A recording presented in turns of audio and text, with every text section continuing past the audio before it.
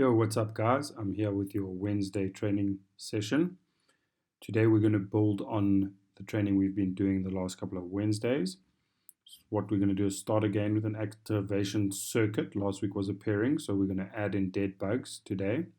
We're just doing 2 rounds of this, guys. So for the dead bugs, just add in 10 per side. Otherwise, it's the same as it was last week. Then for your strength circuit, you're going to just try and improve on this circuit as compared to last week, guys. So it's the elevated hamstring walkouts, single leg Romanian deadlifts. Try and load these guys. You can use a weight if you have. Hold 2 weights or a weight. Handstand hold plus an eccentric. So you're going to hold for 20 to 30 seconds and then lower yourself as long as you can, or do a handstand push-up, stopping 1 rep before failure each set, and then stick-ups 15 to 20 reps. So you're going to rest 30 seconds between exercises, 90 between rounds, and we're doing 5 rounds of the circuit. So try squeeze out a rep or 2 more, or use a heavier weight for what you have available. But build on what you did last week, guys. Enjoy it and keep pushing yourselves. For the single leg glute bridge, lie on your back and bend your knees, then hug one knee against your chest lightly. From there, push yourself up, squeezing your glute. Make sure you pause at the top, locked out. You should not be generating any movement from your lower back. Drive hard through your toes of the down foot, squeezing your glute hard throughout the movement. Next movement, dead bug. Dead bug, yeah, really is called that. So you want to get into this position. This is how some bugs die, apparently. So the difference with how we want you to do this movement for us is we want you to, if you relax here, we want Maureen to slightly lift her hips off the floor.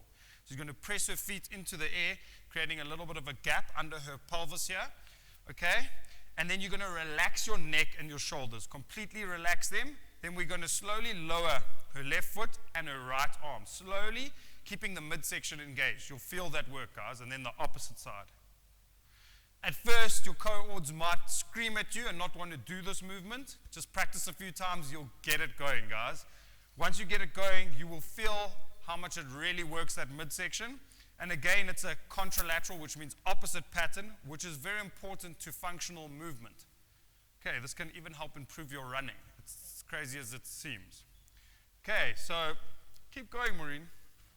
No, I'm kidding. Then the final movement Maureen's going to do is a plank walkout, kind of like an ab wheel rollout, starting on your feet, walking out as far as you can with your hands, but keeping your spine straight. Don't collapse, keep this up, and then walk back. So you're going to walk out, pause for a count of 2 seconds, and then back. 4 to 6 reps. So complete all 3 movements, rest 60 seconds, then repeat the circuit. We're going to do 3 to 4 rounds depending on how you're going, guys. For the elevated hamstring walkout, set up with your shoulders just on the edge of a box or your bed or something at about knee height. From there, make sure your hips are pressed up into the air. From a bent knee position, walk your legs out in small steps as far as you can go, pause and walk back. Do the allotted reps as per your program, keeping your hips high throughout every single repetition. When you perform a Romanian deadlift with a bar, it is the deadlift variation that starts from the top, holding the bar at the top, where you push your hips back and keep them quite high. So the normal deadlift variation, you will drop your hips a lot lower. With the Romanian deadlift, you're pushing your hips a lot further back, keeping them a lot higher. So when we do the single leg variation of this deadlift, the same applies, okay? So 2 legs would look like this, but now we're just on 1 leg. So to do that, you're going to start on 1 leg, lock this leg out, knee is locked completely, so it's not soft. We're going to use this toe as like a rudder. You're going to push it back, push your hips back, like the double leg version, till you can get your hips back as far as you can, soft knee here, and then touch behind you and back. So doing 5 reps each side will help teach you the mechanics, just body weight touching there. And then from there, once you feel confident with it, you can go pushing your leg back but not touching down. Very importantly, we don't want to see a collapse in your back, okay, rounding. So we want to keep that arch the whole time. If you do struggle to keep your balance there, you can still touch your foot, but ideally you want to keep it just off the floor, straight leg, push back.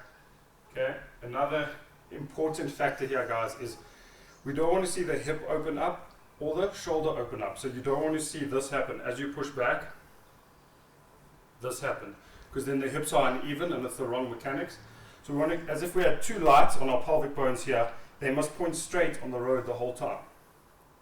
Okay, they mustn't veer off. So with the tempo, you're going to go slowly down. Look at the tempo on your workout card. Neck neutral, pause, and then up. Okay, that was a terrible rep. So you don't want to see the knee shake around like that. Let's go again. Slowly back, pause, and up. What you can do is add weight to this.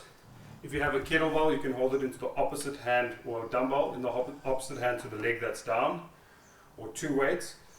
Alternatively, you could fill a bag up with weights like this. Okay, hug it in this position. When you do this, just make sure you don't round over. Okay, and push back, push back, push back, pause, and drive up. Keeping a nice arch in your spine the whole time.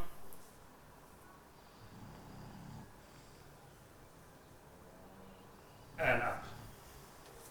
Next is a handstand variation. We've got three options for you today. We've got a handstand walk, a handstand hold, and then a negative or eccentric handstand where you just lower yourself. So option number one, this would be the easiest, would be a handstand wall walk. So Maureen starts like this, walks up. We're going to go into a hold it for 20 to 40 seconds, pushing away from the floor. After she's held for that long, walk back down. That's one set. Okay, so walk back slowly, gently. That's the easiest variation. The next one would be a kick up to a handstand hold. This is where you would kick up to a facing away from the wall position. So Maureen's going to kick up. Good. Oh, let's go again. Okay, she's actively pushing away from the floor. Okay, and again, 20 to 40 seconds. It's an isometric hold for your set, and then kick one leg down, then the other to get back to the floor safely. Good. The third and final variation, this is the hardest one. If you have the strength to do it, what you'll need here is to put a cushion or a towel down on the floor. So you can see we've put a towel here about 20 centimeters away from the wall, and you're going to kick up into a handstand, and then you're going to lower yourself down doing an eccentric movement for 5 to 10 seconds, guys. So we'll do a 5-second variation here. So Maureen's going to kick up above the towel. Okay, and we're going to go 5, 4, 3, 2, and 1, and then safely one leg, then the other down. That would be your set. So you're going to bend your knees so you can get your entire back flat against the wall. So your spine is flat against the wall. Get up, arms up overhead. You're going to squeeze your elbows back into the wall. Press up as high as you can, dragging your forearms into the wall and keeping your elbows in contact with the wall. 3 seconds up, pause, 3 seconds down. A little bit slower, Maureen. 1, 2, 3. Down, 1, 2, 3. And you want to squeeze your shoulder blades together the whole time, working all your upper back muscles. It's more challenging than it looks, guys.